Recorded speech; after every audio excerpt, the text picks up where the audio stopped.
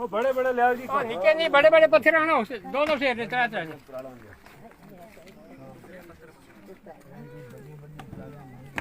बढ़िया ताड़ा दियो जी दो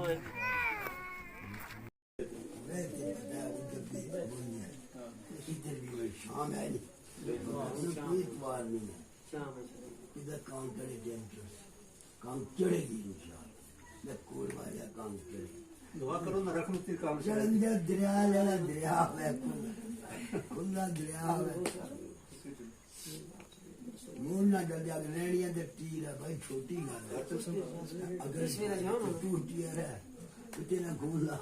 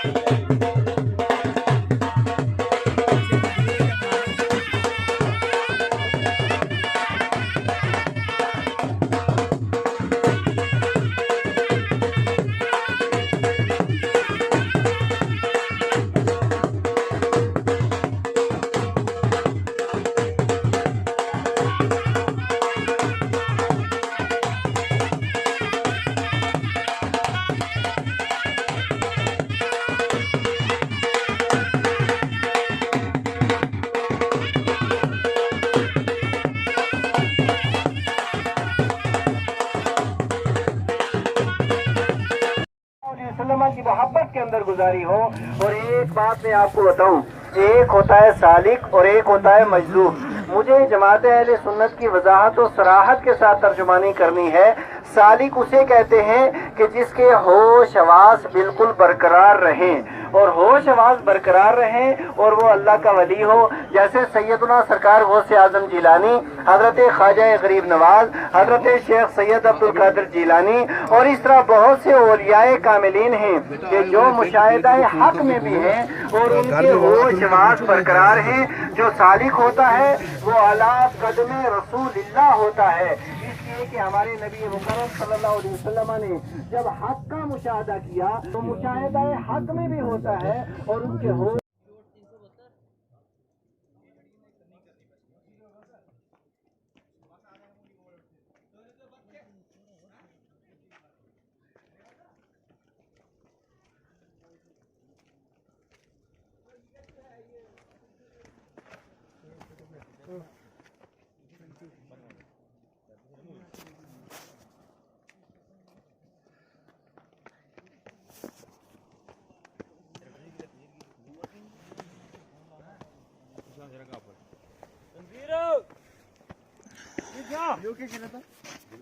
ओके रे मैं नहीं आना मैं नहीं आना वीडियो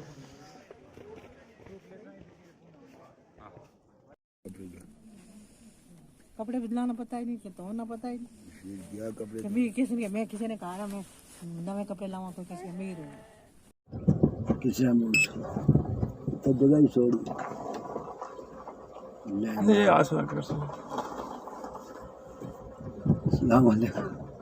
पीछे चलना पड़ा से घर चलना चलो पुल चलो काव ना जाने ये का अब जब आए हो आ चुका से ठीक है। आओ ना बैठो ना ही नहीं जरा रुकसन है।